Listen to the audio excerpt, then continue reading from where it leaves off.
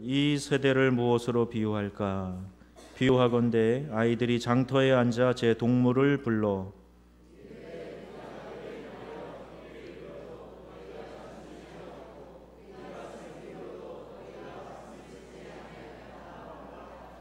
요한이 와서 먹지도 않고 마시지도 아니하매 그들이 말하기를 귀신이 들렸다 하더니 인자는 와서 먹고 마시매 말하기를 보라 먹기를 탐하고 포도주를 즐기는 사람이요 세리와 죄인의 친구로다 하니 지혜는 그 행한 일로 인하여 옳다함을 얻느니라. 아멘. 참 모든 것이 하나님의 은혜입니다. 이 충만한 은혜가 여러분의 삶 가운데 10년 가운데 넘쳐나시기를 축복합니다.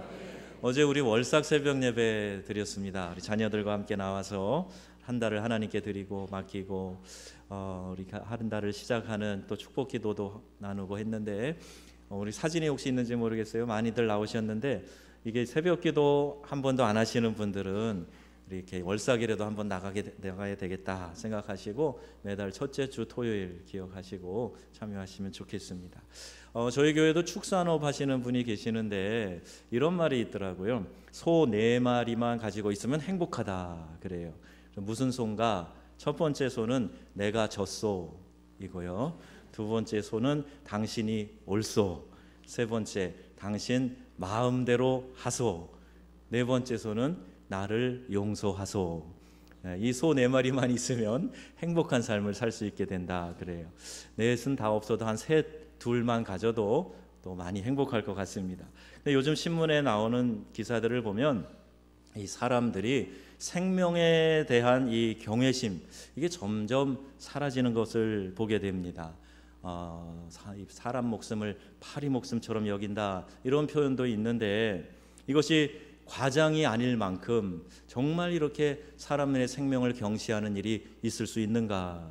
인류 역사 가운데도 참 그런 끔찍한 일들, 대학살, 인종, 청소 이런 것들도 있었지만 오늘 이 시대에도 보면은요 우리가 생명을 경시하고 또 심지어는 스스로 목숨을 끊는 그래서 우리 교회, 우리나라도 자살공화국이라는 그런 오명이 있을 만큼 이렇게 사람의 가장 소중한 가치인 생명을 경시하는 풍조가 많이 있습니다.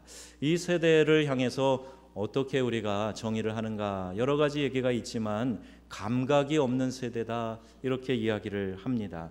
이 시대의 문제는 우리 마음에서부터 시작이 되는데 기쁨과 슬픔을 함께 느끼고 공감하고 또 그것을 함께 감정을 나누고 하는 일들이 매우 약해져 있다는 겁니다. 그리고 웬만한 끔찍한 일이 일어나도 큰 재앙이 일어났어도 아랑곳하지 않습니다. 직접 나 자신의 이익과 손해에 직결되어 있지 않으면 사람들은 내일 아니다, 난 관심 없다 이렇게 생각하는 입장이 많이 있다는 것입니다. 서구의 잘못된 개인주의, 이 극도로 개인주의화된 것이 이제 한국에도 너무 많이 퍼져 있어서 그런 영향력을 끼치고 있는 것이 아닌가 생각이 됩니다. 세계 곳곳에서 항공기 사고도 많이 일어납니다. 저도 비행기를 타고 많이 다녀봤지만 여전히 이륙 착륙할 때는 긴장합니다. 저절로 기도가 나와요. 그리고 불안정한 대기를 만나서 흔들릴 때도 저절로 기도가 나옵니다. 그래서인가 우리 교인들이 어디 여행 갔다 그러면 돌아오실 때까지 좀 신경이 쓰입니다. 세계 도처에서 많은 재난도 일어나고 있습니다. 미얀마에 사이클론이 덮쳤을 때 무려 13만 8천 명이 사망하거나 실종되었다는 겁니다. 한두 명이 아니에요. 1만 명도 큰 숫자인데 13만 8천 명입니다. 그리고 80만 명의 사람들이 보금자리를 잃고 이재민이 되었다는 거예요. 미국도 이 허리케인 같은 자연재앙 앞에 꼼짝을 못합니다.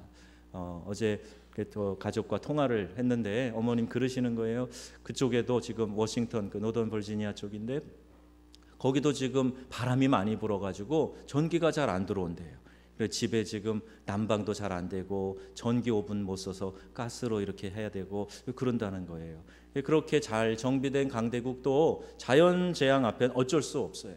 중국과 또 남미 같은 그런 곳에도 자연재앙이 일어나면 웬만한 이 한국의 한 도시의 인구만큼 그 큰 많은 사람의 숫자가 그 자연재앙 앞에 속수무책으로 생명을 잃는 일들이 생깁니다.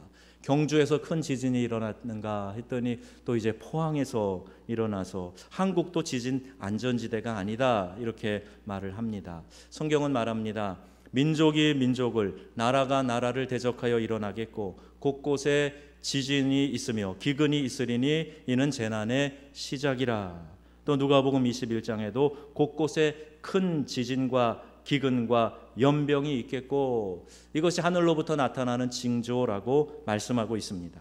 종말이 가까울수록 성경에 기록된 이 종말의 징조들이 여기저기서 속출하고 있는데 그럼에도 깨닫지 못합니다. 마치 노아 시대와 똑같아요. 노아 시대에 노아가 방주에 들어가던 날까지 사람들이 먹고 마시고 장가들고 시집가고 하더니 홍수가 나서 그들을 다 멸망시켰으며 마지막의 재앙으로 인류가 지면에서 사라져야 되는 그 순간까지 사람들은 몰랐습니다. 그래서 일상의 일을 그대로 하고 먹고 마시고 그렇게 지냈다는 거예요. 흥청망청. 지금 이 시대도 멸망을 향해 달려가는 마지막에 가까워지고 있음에도 불구하고 전혀 감각이 없어요. 마지막을 대비하고 주님 오실 날을 고대하며 주님 오실 때 내가 정결한 신부로 신랑 되신 예수님 맞아야 되겠다.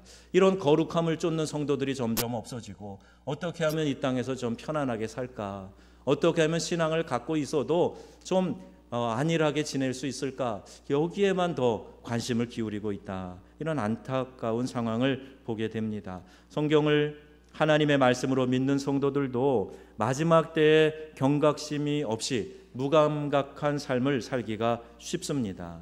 이러한 시대의 정황 가운데 우리가 어떻게 살아야 하는가 하는 것을 생각해 보려고 합니다. 오늘 성경 본문에 한 비유가 나오는데 아이들이 장터에서 하던 한 놀이를 가지고 예수님이 비유로 말씀하신 거예요. 장터에서 아이들이 특별한 도구 없이 이렇게 놀 때에 피리를 불면 춤을 추고 또 곡을 하면 가슴을 치고 이런 리액션이 있어야 되는데 같이 하면서 이렇게 재밌어야 되는데 피리를 불던 곡을 하던 아무 반응이 없는 거예요. 이 마지막 시대의 대표적인 사회현상, 사람들의 정서, 이것이 무반응입니다. 이 시대를 예수님이 미리 말씀하신 것인데 이 시대를 한마디로 말하면 지나친 흥분 아니면 무관심 이렇게 이야기할 수 있어요. 쾌락과 자극이 아니면 좀처럼 반응하지 않는 겁니다. 요새 머리가 제일 좋다는 사람들이 일하러 가는 곳이 광고업계라고 합니다. 일반적으로 광고업계나 이 방송 계통에서 일하는 사람이 그 시대 정신을 잘 읽는 사람들이에요. 짧은 글로 함축해서 메시지를 전해야 되는 거, 사람들이 탁 봤을 때 뭐가 마음에 확 와닿아야 되는 거, 이걸 늘 생각하기 때문에 그렇죠. 한 방송 PD의 이야기입니다. 같은 화면을 3초 이상 비추면 지루해 보인다는 거예요. 여러분 지금 같은 얼굴을 30분씩 주일날마다 쳐다보시는데 혹시 지루하신지 모르겠어요. 화면을 3초 이상 비치지 말라. 모든 프리젠테이션도 4초 이내에 화면을 바꿔라 그래요.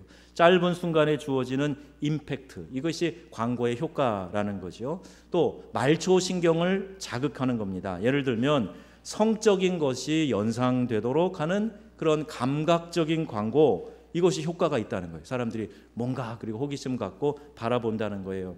자동차 같은 거를 팔아도 전에는 성능에 대한 얘기를 한참 했는데 이제는 그 얘기 별로 안 하고 그냥 해변을 쫙 달리는 자동차, 그 옆에 백마를 탄 예쁜 여자가 같이 달리고 있고 이런 머플러를 쫙 휘날리면서, 이게 자동차 광고랑 무슨 상관이 있는지. 근데 사람들에게 이 차를 사면 당신이 행복해집니다, 이 메시지를 감각적으로 주는 거예요.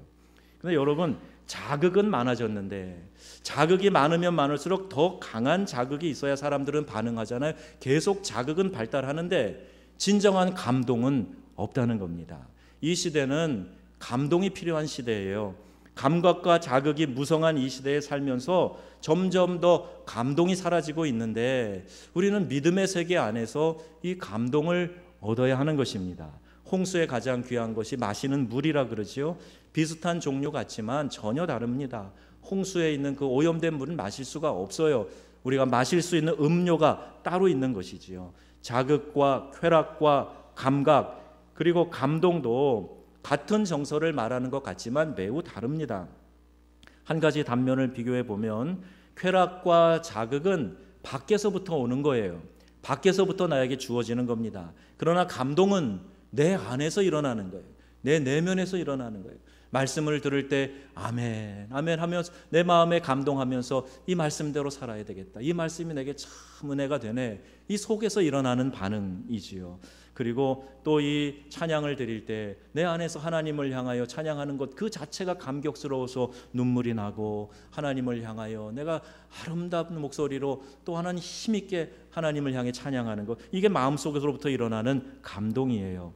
쾌락과 자극이 일시적인 흥분과 에너지를 주는 약물과 같다면 감동은 몸 전체에 퍼져나가는 영양분과 같은 것입니다. 그런데 감동을 받지 못하는 가장 큰 이유가 있어요. 그게 뭔지 아십니까? 바로 오늘 말씀에 있는 비난과 냉소 때문에 우리가 감동을 받아야 되는데 감동을 받지 못한다는 거예요. 요한이 와서 먹지도 않고 마시지도 않고 금욕적인 삶을 살았는데 사람들이 그에게 말하기를 귀신 들렸다 그러는 거예요. 그런데 예수님은 오셔서 먹고 마시고 또 이렇게 다니시고 그랬는데 예수님을 향해서 말하기를 먹기를 탐하고 포도주를 즐기는 사람이다, 세리와 죄인의 친구다, 또 이렇게 경멸하는 말을 하는 사람들이 있었습니다.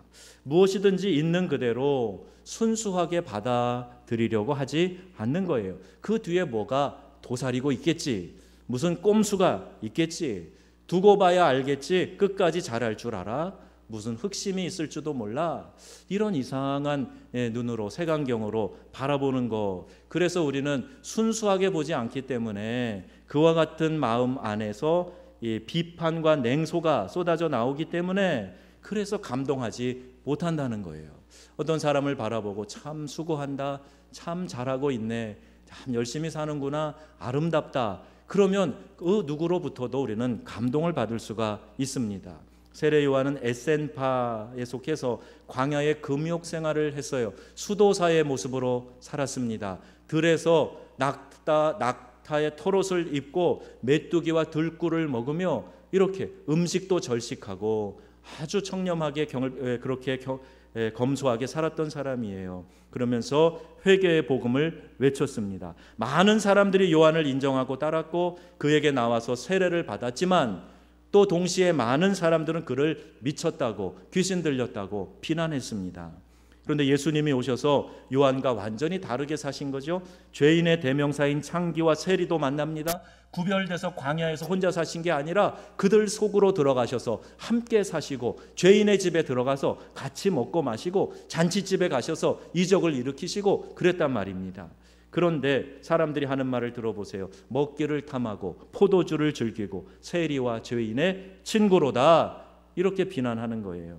아마 세례 요한을 비난했던 그 동일한 사람들이 같은 입으로 예수님을 비난했을 것입니다. 왜냐하면 비난과 냉소가 몸에 밴 사람은 절대로 그 누구에게도 만족할 수 없기 때문입니다. 만족하지 못하면, 내 마음에 만족이 없으면 기쁨이 없어요.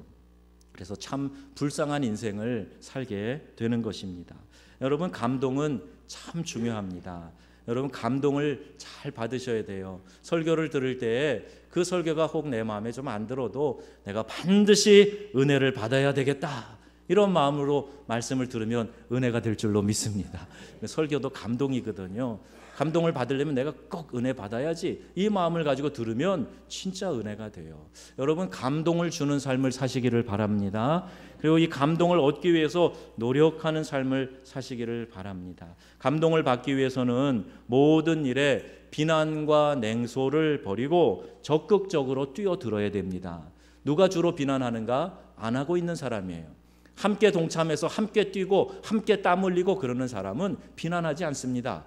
그 일에 대한 수고도 알고 그 일이 얼마나 어려운 것도 알고 하기 때문에 그런 말 하지 않아요. 안 하면서 비난하는 거예요. 그래서 우리는 한 몸 공동체, 한 가족 의식을 갖게 되면 지체가 지체를 비난할 이유가 뭐가 있습니까? 내가 내 몸을 향해서 굳이 야 이거 너는 왜 손이 이 모양으로 생겼냐, 그럴 이유가 뭐가 있어요? 내 몸인데 사랑하고 아끼는 거예요.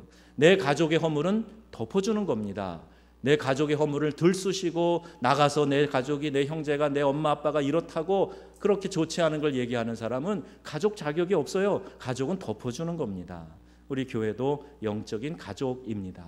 여러분, 감동하는 삶을 사시기를 축원합니다.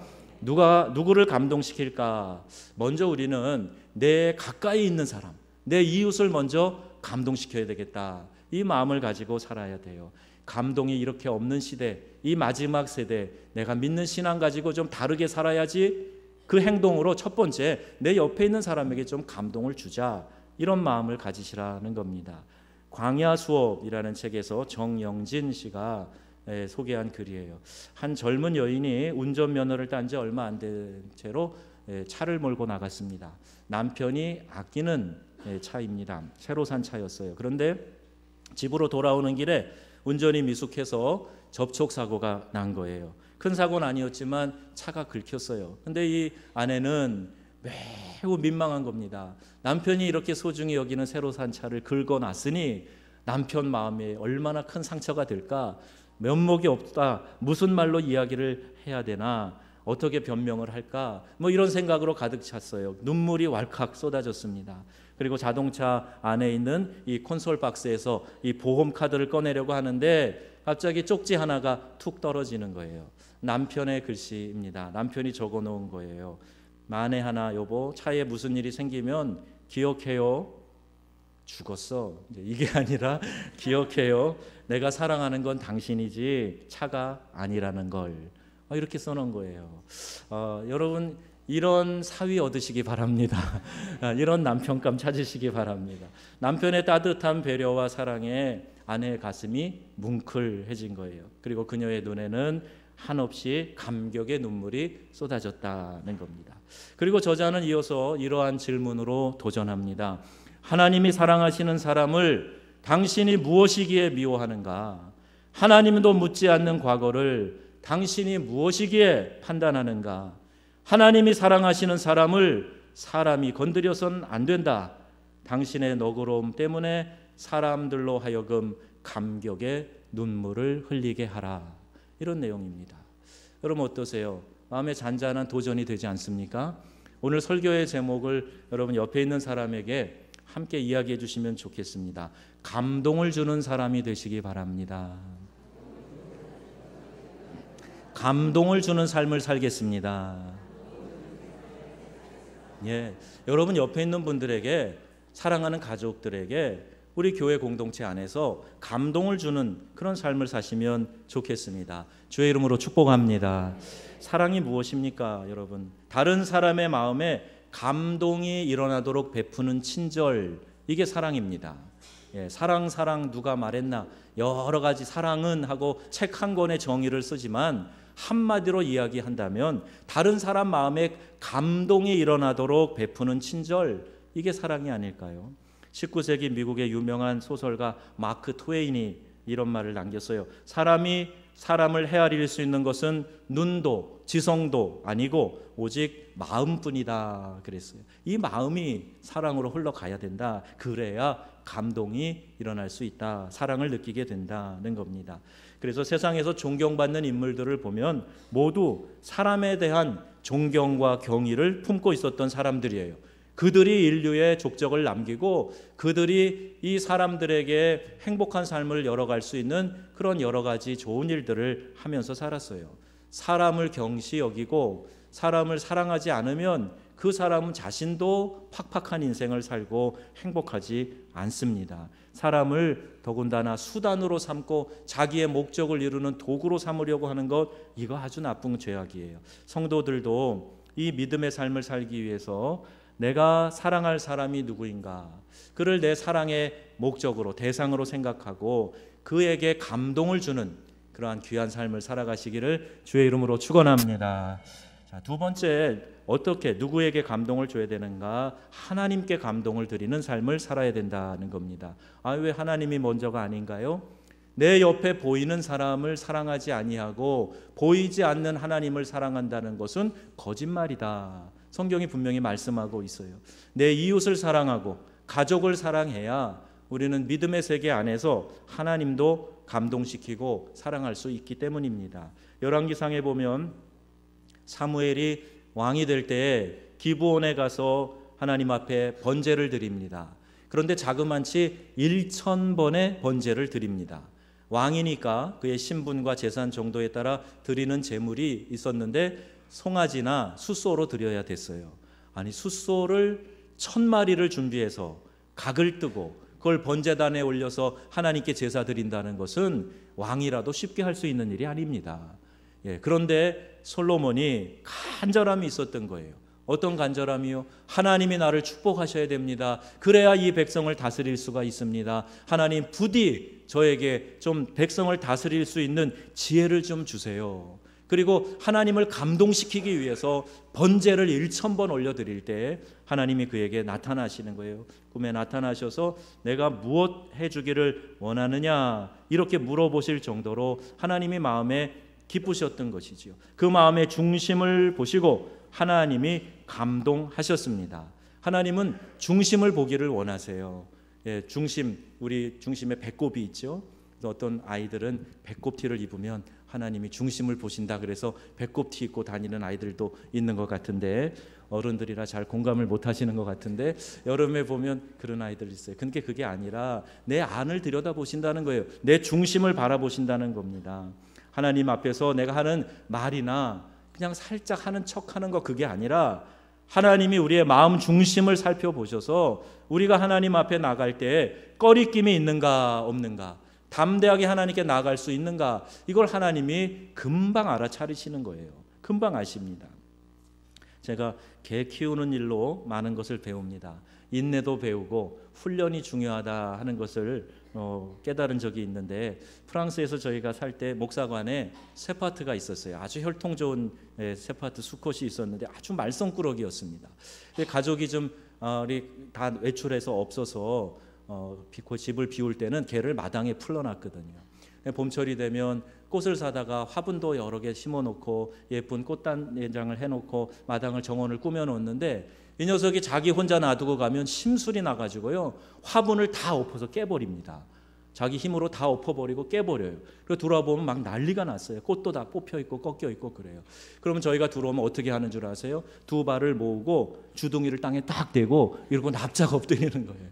처분만 기다립니다. 그런 모습으로 엎드려요. 제가 아이고, 개도 잘못하면 저렇게 아는데, 우리 사람들이 하나님 앞에서 꺼리끼는 것이 있을 때 어떻게 하나님께 담대하게 나아갈 수 있겠습니까? 그래서 요한일서 3장에 보면 사랑하는 자들아, 만일 우리 마음이 우리를 책망할 것이 없으면 하나님 앞에서 담대함을 얻고 그랬어요. 내 마음이 나를 책망할 것이 없어야 하나님 앞에 담대하게 나아갈 수 있게 된다는 거예요. 예배를 드리러 가는 것도 주님을 만날 기쁨과 감격을 가지고 예배당에 나가려면 평소에 나의 삶이 경건을 쫓는 삶이 돼야 됩니다. 하나님 사랑하여서 죄악을 멀리하고 하나님 말씀 붙들고 믿음 안에 승리하는 삶을 살아가야 예배가 더 감격스러운 거예요. 하나님, 이렇게 선한 싸움 싸우느라고 많이 수고했습니다. 제가 이렇게 많이 상처도 얻고 이 영광의 상처를 가지고 주님 앞에 나옵니다. 주님, 저를 좀 위로해 주세요. 주님, 저를 좀 만져주세요. 안아주세요. 그래서 드리는 예배, 찬송 한 소절 한 소절이 그렇게 감격스러운 거예요. 여러분, 고통받고 핍박 환난 중에 있는 교회들 모여서 예배드리는 모습 보세요. 냉랭하지 않습니다. 그들에게는 감격이 있어요. 찬송 한 소절에 감격과 눈물이 쏟아져 나옵니다. 말씀 들을 때 어떻게 하면 내 심령이 하나님의 은혜로 새로워질까, 그것을 고대하면서 듣기 때문에 그 심령이 은혜로 충만하게 되는 줄로 믿습니다. 저는 오늘 우리의 예배가 그래야 된다고 생각해요. 이게 예배입니다. 이게 살아있는 예배예요. 우리의 마음이 죄를 멀리하고 하나님을 사랑하는 마음을 가지고 헌신하고 충성하여 하나님께 감동의 예배를 드리는 저와 여러분 다 되시기를 주의 이름으로 축원합니다. 바울은 빌립보 교인들을 보면서 그런 마음을 가졌어요. 만일 너희 믿음의 제물과 봉사 위에 내가 나를 관제로 드릴지라도 나는 기뻐하고 너희 무리와 함께 기뻐하리라. 이게 무슨 말인가요? 너희의 믿음의 제물, 너희의 그 믿음, 그리고 봉사, 헌신, 이것을 지금 번제단에 올려놓으면 내가 제사를 드리는 형태 가운데 관제라는 게 있어요. 피를 부어 쏟아 붓는 제사입니다. 내가 나의 피를 거기다 쏟아 부어 그 제물이 되어도 나는 기뻐하고 기뻐하겠다 하는 거예요. 저는 목회자로서 이 마음이 이해가 잘 됩니다. 여러분, 중심을 보시고 하나님께서 보시고 내가 내게 무엇 해주기를 원하느냐, 하나님이 이렇게 말씀하시면 다 되는 거예요. 축복과 형통의 길이 열릴 줄로 믿습니다. 그래서 하나님께 이 감동을 드리자 하는 거예요. 그리고 행할 때 이 감동이 찾아옵니다. 최근에 교회 안에 많은 분들이 말씀을 실천하는 모습을 보면서 잔잔한 감동을 느끼게 됩니다. 가뭄에 짝짝 갈라진 논처럼 영적 갈증에 빠져 있었는데 교회에서 예배를 통해 말씀을 통해 해갈하게 되었습니다. 이렇게 이야기하는 간증을 최근에 듣습니다. 목장 예배를 통해서 많은 은혜를 누리고 있다는 고백도 듣습니다. 주일 교회에서 청소하며 식당 봉사하며 주방에서 일하고 또 설거지 봉사하면서 느끼는 기쁨을 나누는 이들을 볼 때 목회자로서 저도 큰 감동을 하게 됩니다. 우리 성도님이 아무개 집사 권사님이 이렇게 믿음이 자라는구나. 저렇게 행복해하는 저 모습을 보면서 내가 더 잘해야 되겠다. 더 열심히 말씀 준비하고 더 많이 기도하고 축복하고, 그래서 우리 저 성도를 위해서, 저분이 저렇게 성장하는 그 일을 위해서 내가 나를 쏟아 부어줘도 나는 아깝지 않겠다. 달아 없어지고 녹아져도 좋겠다. 이런 마음이 막 불끈불끈 들어요. 여러분, 이것이 목회자에게도 감동을 주는 것이고 우리 하나님 앞에도 큰 감동이 될 줄로 믿습니다. 사랑을 실천하는 거예요. 누구를 감동하게 하려면 행함이 따라야 됩니다. 마태복음 11장 19절, 지혜는 그 행한 일로 인하여 옳다함을 얻느니라. 마음 먹은 데서 그치면 안 돼요. 내 마음 아시죠? 몰라요. 마음 먹은 데서 그치면 사람들은 잘 모릅니다. 그것을 행동으로 옮겨야 돼요. 사람은 자기가 아는 것을 행동으로 옮기기까지는 진정으로 믿는 것이 아니다 그랬어요. 진짜 믿음이 뭐냐? 내 머리로 들어온 이것이 가슴으로 내려와서 내 행동으로, 손과 발로 행동으로 표현되어져야 그게 진짜 믿음이라는 거예요. 여러분, 참 믿음의 사람이 되시기를 바랍니다. 그냥 아는 것에만 그쳐서 아무것도 하지 않고 약간의 감동만 추구하고 거기서 머물러 버리고, 이것은 성장하는 믿음이 아니에요. 하나님을 감동시키고 기쁘시게 해드리는 믿음이 아니란 말입니다. 야고보서 2장에 너희 중에 누구든지 그에게 이르되 평안히 가라, 덥게 하라, 배부르게 하라 하며 그 몸에 쓸 것을 주지 아니하면 무슨 유익이 있으리요. 말만 하면 안 된다는 거예요. 내 주변에 어려운 사람들에게, 내 주변에 나의 기도와 정성과 도움이 필요한 사람들에게 그리스도의 이름으로 나아가서 사랑을 실천하는 거, 이게 얼마나 귀한 일입니까? 우리의 이웃에게 주는 감동, 하나님께 드리는 감동, 그걸 위해서는 말로만이 아니라 우리의 행동, 우리의 삶의 표현이 나타나야 될 줄로 믿습니다. 우리 연말에 우리 주변에 어려운 사람들을 위하여 나눔의 헌금을 했어요. 그리고 다문화 센터에다가 좀 지원을 하고 그랬습니다. 해마다 조금씩 다 하고 또 기관들도 참여하고 그랬는데, 이렇게 작은 것들을 연말에 한 번 하는 게 아니라 교회가 기회가 있을 때마다 기관들이, 사역팀들이 교회 안에서는 누구를 좀 돌볼 수 있을까? 어떤 사람에게 좀 용기를 줄 수 있을까? 오래 병석에 있는 사람들에게 가서 좀 찾아가서 형식적인 방문에 그치는 게 아니라 정말 그들을 붙들고 눈물로 기도해주고 그들의 필요한 것들, 먹을 것이라도 좀 맛있는 거 싸다 주고 격려하고 같이 한번 활짝 웃고 나오면 얼마나 빨리 회복이 되겠어요? 그 마음이 얼마나 큰 용기가 되겠어요? 어려운 사람들을 위해, 입원 환자들을 위해 기도합시다. 그리고 잠깐 1, 2분 기도하는 걸로 그치면 안 돼요. 그들을 사랑하고 찾아가고 또 내 주변에 복음을 들어야 될 사람, 위로받아야 될 사람, 그들을 격려하는 일, 오늘 우리가 삶으로, 행동으로 표현해야 됩니다. 작은 사랑의 실천으로 한 사람의 마음에 감동이 일어난다면 이것보다 더 큰 기쁨과 보람이 없을 것입니다. 내 중심을 보시고 하나님이 감동하신다면 우리는 가장 큰 축복을 누리는 인생을 살게 될 것입니다. 우리 명성교회 성도들은 교우들 간에 또 우리의 이웃의 마음에 감동을 주고 하나님의 마음에 감동을 드리는 그런 성도들이 다 되시기를 주 예수님의 이름으로 축원합니다.